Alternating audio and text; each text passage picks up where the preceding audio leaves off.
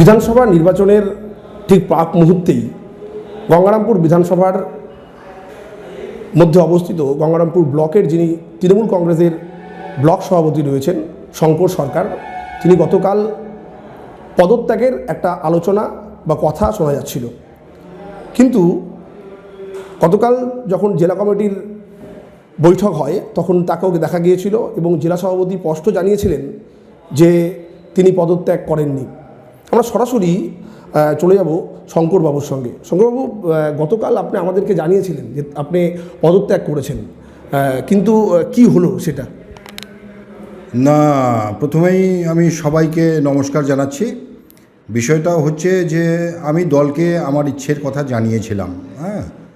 তো বিষয়টা হচ্ছে দীর্ঘ 2.5-3 বৎসর ধরে গঙ্গারামপুর ব্লকের যে 11টা অঞ্চল, এই 11টা অঞ্চলের সংগঠনকে মজবুত করার পথে যা যা করার, পরিশ্রম থেকে শুরু করে সাংগঠনিক যত কিছু সংগঠনকে সামনে সাজিয়ে তোলার জন্য যেভাবে কাজ করার টোটালটাই আমি করেছি।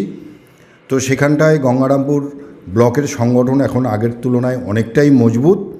তো বিষয়টা হচ্ছে যে বিষয়টা আমি আমার দলকে জানিয়েছিলাম, এবং এটা যে 2 দিন আগে সেটাও না, এর আগেও আমি জানিয়েছিলাম যে আমার একটু পরিশ্রমটা বেশি হয়ে যাচ্ছে এবং আমি অতখানি চাপ নিতে পারছি না, এবং যার জন্য আমাকে ব্লক সভাপতির পদ থেকে অব্যাহতি দেওয়া হোক এবং সাধারণ তৃণমূল কংগ্রেস কর্মী বা একজন নেতৃত্ব হিসেবে যেভাবে সংগঠনের কাজ করার বা প্রার্থীর হয়ে কাজ করার সেই কাজটা আমি করব। কিন্তু আমাদের গতকালকের যে জেলা কমিটির মিটিং হলো, সেখানে আমাদের নেতৃত্বরা পরিষ্কারভাবে আমাকে বলেছেন এবং এই কথাটা তারা পরিষ্কার বলেছেন যে না, সামনে দলকে একটা বিশাল লড়াইয়ের মধ্যে নামতে হবে এবং প্রত্যেকটা প্রার্থীকে জেতানোর জন্য যা যা করার সেটা তোমাকেই নেতৃত্ব দিয়ে করতে হবে, এবং এই নির্বাচন অবধি কোনো রকমভাবে কোনো যাতে গাফিলতি না থাকে সেটা তোমাকে সামনে থেকে দেখতে হবে। এবং যার কারণেই আমি চিন্তা করলাম যে মমতা ব্যানার্জির যে নীতি আদর্শ এবং আমাদের যুব সেনাপতি অভিষেক ব্যানার্জির যে আদর্শ, তো সেটাকে পাথেয় করে এবং জেলা তৃণমূল কংগ্রেসের রাজনৈতিক অভিভাবক বিপ্লব মিত্রের যে আদর্শ, সেটাকে পাথেয় করে আমি একটাই সিদ্ধান্তে উপনীত হলাম যে না, আমার যত কষ্টই হোক আমার এই নির্বাচনে গঙ্গারামপুর ব্লকের সামনের সারিতে থেকে আমাদের যে 3টা অঞ্চল কুশমন্ডিতে রয়েছে এবং 4টে অঞ্চল রয়েছে আমাদের কুমারগঞ্জে, এবং আমাদের গঙ্গারামপুর ব্লকের বাকি আর 4টা অঞ্চল রয়েছে আমাদের গঙ্গারামপুর বিধানসভা।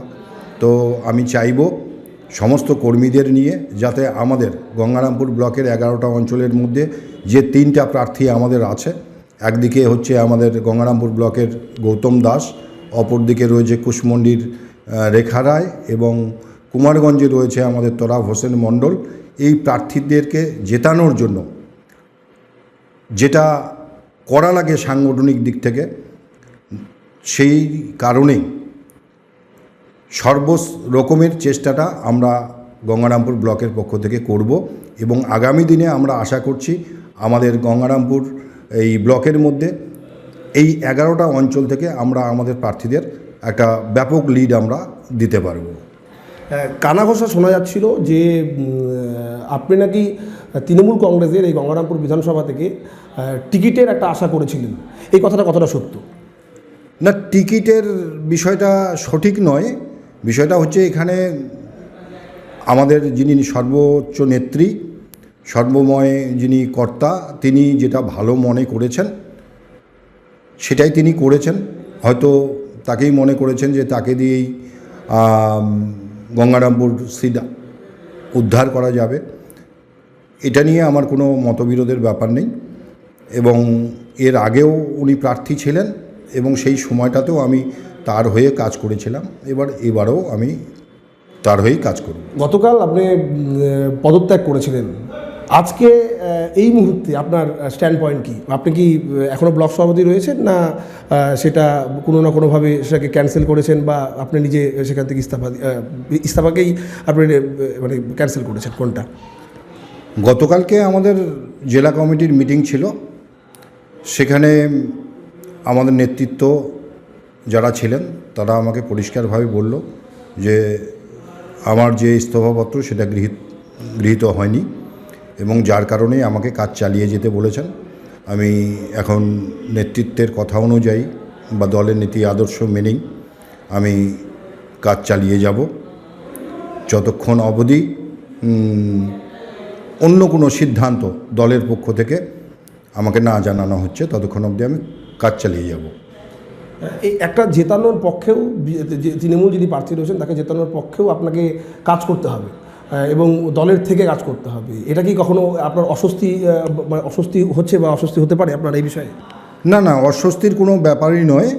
প্রথম থেকেই আমি একটাই কথা বলে এসেছি যে এর আগেও আমি নির্বাচনে লড়াই করেছি এই প্রার্থীর হয়ে, এবারও লড়ব এবং এবার তো আরও গুরুদায়িত্ব, যেহেতু ব্লক সভাপতির মতো একটা গুরুদায়িত্ব পদ আমাকে সামলাতে হবে, তো সেখানে কোনো অস্বস্তির ব্যাপার নয়। এবং আমি আবেদন করব আপনাদের মাধ্যম দিয়ে যাতে আমাদের দক্ষিণ দিনাজপুর জেলার যে 6টা তৃণমূল কংগ্রেসের প্রার্থী যারা মনোনীত হয়েছেন প্রত্যেককেই যেন দক্ষিণ দিনাজপুরের জেলার মানুষ প্রচুর ভোটে লিড দিয়ে জিতিয়ে আমাদের মাননীয় মুখ্যমন্ত্রী মমতা ব্যানার্জির হাতে উপহার হিসেবে তুলে দিতে পারে, এইটুকুই আবেদন আমি জেলাবাসীর কাছে রাখব।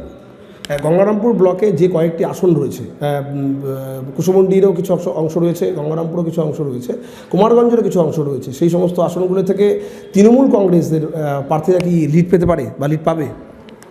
অবশ্যই লিড পাবে, কারণ বিজেপি নামক যে রাজনৈতিক দল প্রত্যেকবার যখনই নির্বাচন আসে তারা একবার এক একটা রণ কৌশল অবলম্বন করে তারা নির্বাচনে অবতীর্ণ হয় এবং বাংলার মানুষ তথা আমাদের জেলারও মানুষ পরিষ্কারভাবে বুঝে গেছেন যে এরা মিথ্যে প্রতিশ্রুতি দেয় এবং নির্বাচন পেরিয়ে গেলে সেই প্রতিশ্রুতি তারা পূরণ করে না। অপরদিকে আমাদের মাটি মানুষের সরকারের মাননীয় মুখ্যমন্ত্রী মমতা বন্দ্যোপাধ্যায় যে নির্বাচনী প্রতিশ্রুতি দেয় তিনি সেই নির্বাচন প্রতিশ্রুতি পূরণ করতে বদ্ধপরিকর এবং নতুন করে এই যে বিজেপি SIR যে করলো এটার মধ্য দিয়ে মানুষের উপরে প্রচুর মানুষ হেনস্থা হয়েছে, অনেক লোকের প্রাণ গিয়েছে এবং বৈধ ভোটারদের কেটে দেওয়া হয়েছে এবং ম্যাপড ভোটার যারা তাদের বাবার নাম 2002 সালে থাকা সত্ত্বেও তাদের আন্ডার অ্যাডজুডিকেশনে রাখা হয়েছে। তো এই চক্রান্তের জবাব আমাদের জেলাবাসী এবং সমগ্র পশ্চিমবাংলার মানুষ দেবে, আমি এটা একদম পুরোপুরিভাবে বিশ্বাসী এটার উপরে। একদমই। এই মাত্র তার সঙ্গে আমরা কথা বললাম এবং আপনারা শুনলেন যে তিনি কিন্তু স্পষ্ট কথা বললেন যে গতকাল তিনি তার যে পত্র সেই পত্র তারা জমা দিয়েছিলেন জেলা সভাপতির কাছে, কিন্তু সেই পত্র গ্রহণ করেননি এবং তিনি এখন দলের সকলের কথা তিনি অমান্য না করে একদম মান্যতা দিয়ে তিনি কিন্তু দলকে এগিয়ে নিয়ে যাওয়ার জন্য তিনি কাজ করবেন।